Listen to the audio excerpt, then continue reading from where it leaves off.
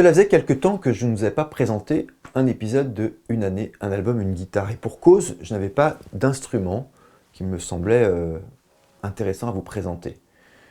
Aujourd'hui, entre les mains, un superbe exemplaire de la marque National 1932, un résonateur style guitare, que je vais vous présenter avec pas mal de surprises finalement, parce qu'on va se rendre compte qu'il y a des connexions, des liens avec des choses qu'on a déjà abordées. Et on est loin, en voyant cette guitare, d'imaginer tout ce qui finalement nous rattache à des sujets que nous avons développés sur les précédents épisodes, et notamment sur le tout dernier à propos de Rickenbacker.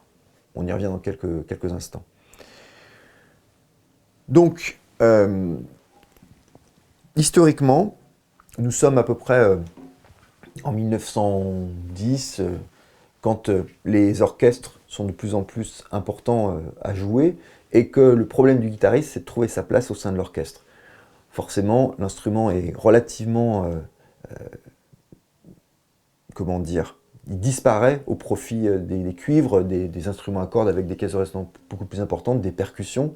Donc la vraie problématique du guitariste, c'est se faire entendre. C'est une question à laquelle réfléchit depuis longtemps Georges Beauchamp. Donc c'est un nom qui ne vous est pas inconnu, et vous verrez au fur et à mesure là, du petit déroulé que ça va vite vous revenir en mémoire, qui se penche sur le sujet en tant que musicien depuis quelque temps, et qui va s'associer avec une fratrie, les frères d'Opéra, D-O-P-E-Y-R-A, mais ils ne sont pas d'opéra. Et c'est des gens qui sont arrivés aux États-Unis très peu de temps avant, des immigrés slovaques, et qui se sont installés en Californie, finalement, un lieu où il se passe beaucoup de choses, parce que souvenez-vous que Fender, souvenez-vous que Rickenbacker sont aussi placés géographiquement à cet endroit-là. Donc les connexions, forcément, vont se faire.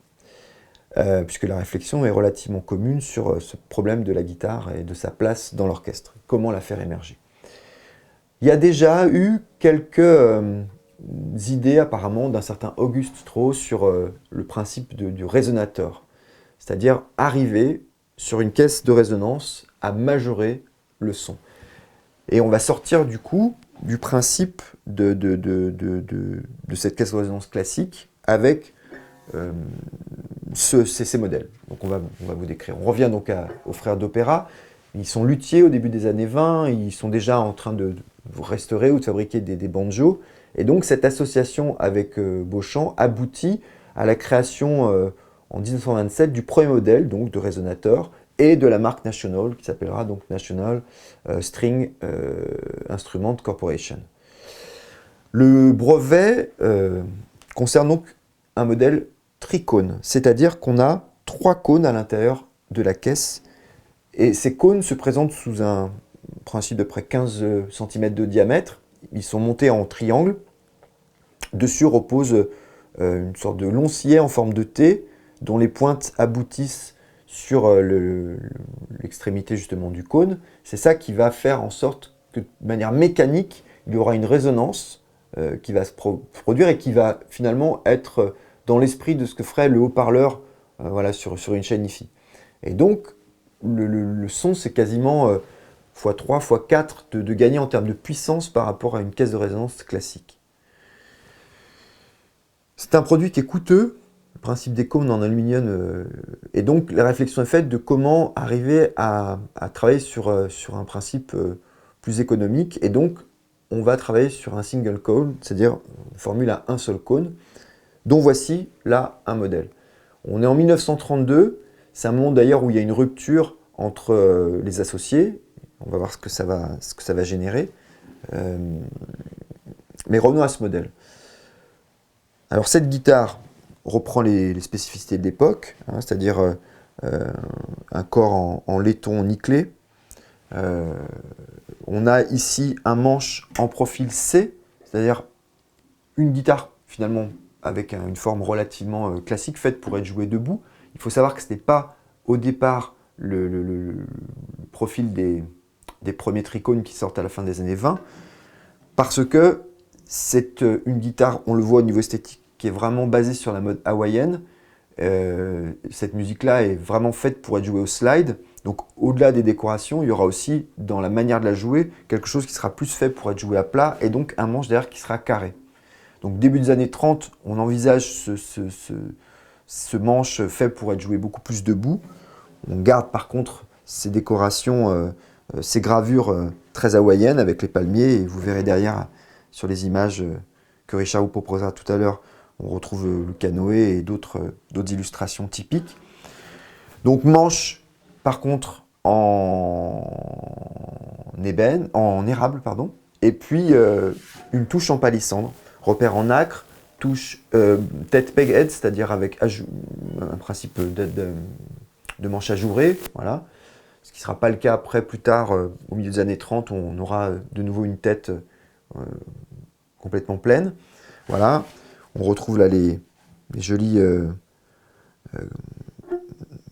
comme ouïe en F. Voilà. Et donc là, on a un principe avec un seul résonateur, un seul cône, d'à peu près 24 cm de diamètre, et sous cette lamelle métallique, on a une pièce comme ça en bois qu'on appelle le biscuit, et qui va être fixée sur le dessus du cône, donc placée cette fois en format convexe, et qui alimente justement cette résonance. Donc ça, c'est le deuxième brevet que posent nos associés, et c'est le moment d'ailleurs où l'association va péricliter. Divergence justement sur les paternités des brevets, divergence sur les conceptions. D'un côté, un frère restera dans la marque National. De l'autre côté, deux frères s'en iront former la nouvelle marque qui s'appellera Dobro, pour Do pour d'opéra et Bro pour Brothers.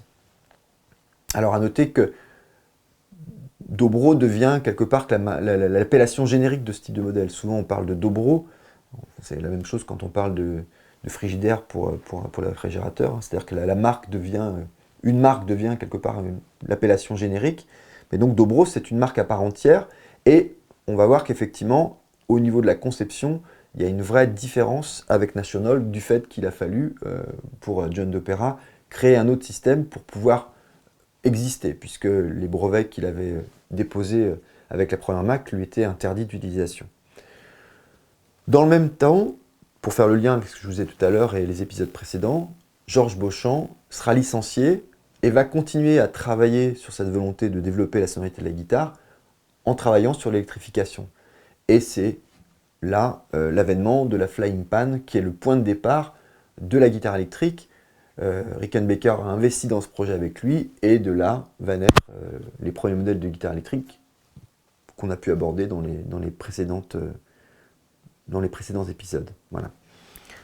Donc pour revenir à John d'Opéra et cette nouvelle marque Dobro, comment va-t-il trouver la parade? Eh bien en inversant le cône, c'est-à-dire non plus en position convexe mais concave, et en créant un système de petites poutres qui ressemble à une toile d'araignée, d'où le terme de spider, et qui alimentera justement ces nouveaux modèles. Très souvent, dans la tête des gens, Dobro, c'est aussi la différence qu'il peut y avoir entre une guitare toute métallique ou en bois.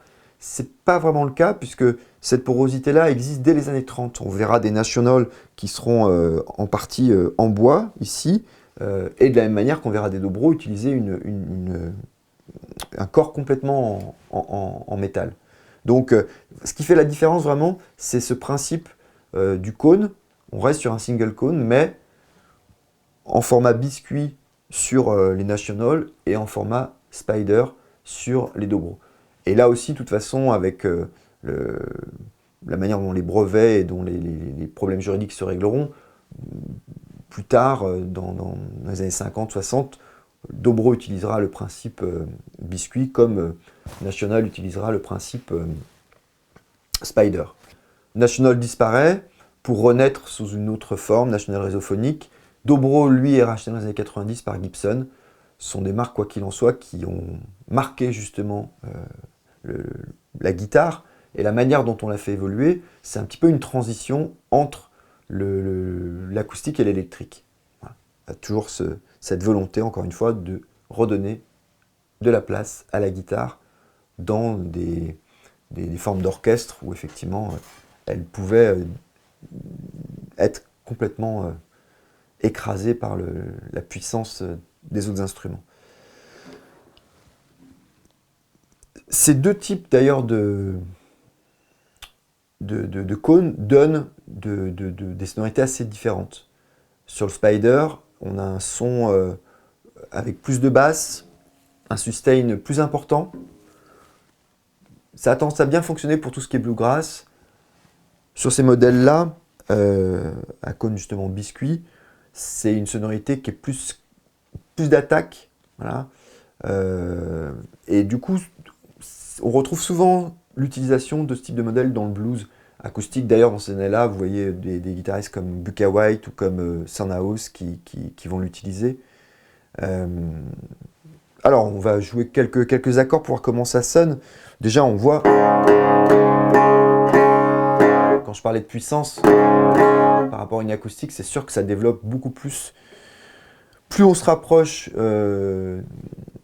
du cône, plus le son est métallique. On a un son effectivement un peu plus rond quand on se rapproche du manche. Donc si on joue une petite chose, comme ça.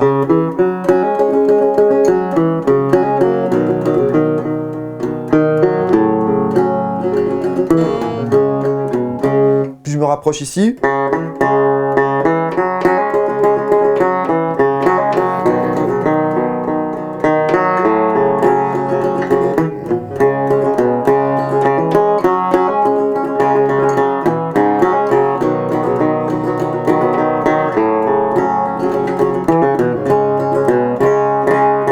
On sent vraiment que ça apporte vraiment quelque chose de très mécanique, très caractéristique. Alors c'est une guitare qui effectivement, au niveau du type d'esthétique musicale et du type de jeu qu'elle produit, va au fur et à mesure du siècle disparaître un petit peu. On a quand même des guitaristes qui restent dans une tradition assez acoustique, qui vont l'utiliser, comme Bob Brosman, qui va d'ailleurs écrire un livre qui fait encore référence, qui va sortir dans les années 90, autour justement de toutes ces guitares produites au début du siècle, avec ces différents principes de cône. Et puis, certains guitaristes aussi qui ont toujours mis en avant leurs racines dans le blues vont aussi remettre au goût du jour cet instrument. On pense par exemple à Keith Richards qui utilise une résonator à la fin des années 60, 69, 70 sur un titre qui s'appelle Prodigal Son, et il va la jouer en concert. Donc elle va être effectivement vue par des gens qui n'auraient pas forcément été confrontés à cette esthétique-là. On pense aussi à Roy Davis, le guitariste des Kings. Et puis évidemment, on pense à Mark Knopfler. On sait que de toute façon, il a de fortes attirances pour la musique country, hillbillies. Voilà. Ses collaborations avec Chet Atkins ou son répertoire post-Dire Straits le démontre. Dès 69, il achète un modèle National Tricone du milieu des années 30. Et puis, une année plus tard, il achètera une guitare plus dans cette esthétique-là, de début des années 30. Voilà, en l'occurrence avec Single Cone. Et dans chaque album de Dire Straits, on trouve un titre qui utilise le résonateur. Water of Love ou Wild West End sur le premier album. Et puis sur Communiqué, on aura Portobello Bell. Sur Making Movies, on aura Romeo et Juliette. Sur Lover Gold, on aura Telegraph Road. Et puis, on aura Main Too Strong, qui était un petit peu la suite d'accords que je jouais là tout à l'heure. Et évidemment que sur cet album Brothers in Arms, ce qui compte plus que le son, c'est l'image. Et forcément, tout le monde aura en 85 vu ce qu'était une résonateur, une steel guitare. Quand la photographe de l'album Deborah Feingold prend cette guitare en photo, tout le monde est un petit peu circonspect. Et quand quelques jours plus tard, elle propose ce projet avec ce fond là derrière de ciel, c'est adopté et ça devient la marque de fabrique de Dire Straits. On retrouve cette guitare sur un best-of plus tard. Et ce qui est assez intéressant, c'est que quand la tournée a eu lieu, c'est le moment où Philips faisait la promotion de l'avènement du compact disque. Et c'est vrai que Dire Straits, avec ses musiques très propres, très léchées, était le meilleur ambassadeur. Mais il y avait ce mélange de modernité et puis de tradition, puisqu'on associait à ce laserdisc cette guitare issue du tout début des années 30. C'est assez intéressant. Si on finit avec le travail opéré par notre luthier John Dopera, il a jusqu'à sa mort, jusqu'à la fin des années 80, il est décédé en 88, il avait 94 ans, posé une quarantaine de brevets. Et l'ensemble de ces brevets auront toujours été justement sur ce principe de majorer les sonorités des instruments. Il a travaillé sur le violon, sur le banjo. Il a sorti d'ailleurs quelques modèles assez étonnants dont s'est servi Bob Dylan, sous son nom d'ailleurs d'Opéra, sur lequel il avait enlevé un Y.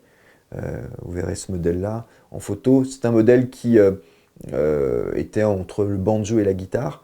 Et puis, il a développé aussi une basse assez intéressante au début des années 60, dont il va revendre le prototype à Ampeg, qui va sortir pendant 8 ans, de 62 à 70, je crois, la Baby Bass. Voilà. Pendant le petit générique où vous verrez les photos, vous aurez quelques sonorités issues de cette guitare. Ne m'en voulez pas, je ne suis pas vraiment guitariste acoustique, mais il y aura un petit peu de finger picking, sans les onglets, parce que ça c'est une technique que je ne maîtrise pas du tout, mais faire entendre un petit peu. Et puis surtout d'open tuning, c'est une guitare qui était jouée beaucoup en open tuning. Donc sur un morceau d'ailleurs de Dire Straits ou à West End, dont je vous ai parlé tout à l'heure, issu du premier album, et sur une petite évolution blues en slide. Voilà, eh bien rendez-vous au prochain épisode en espérant trouver une guitare qui ait la même saveur et qui ait plein de secrets à vous raconter, à vous proposer.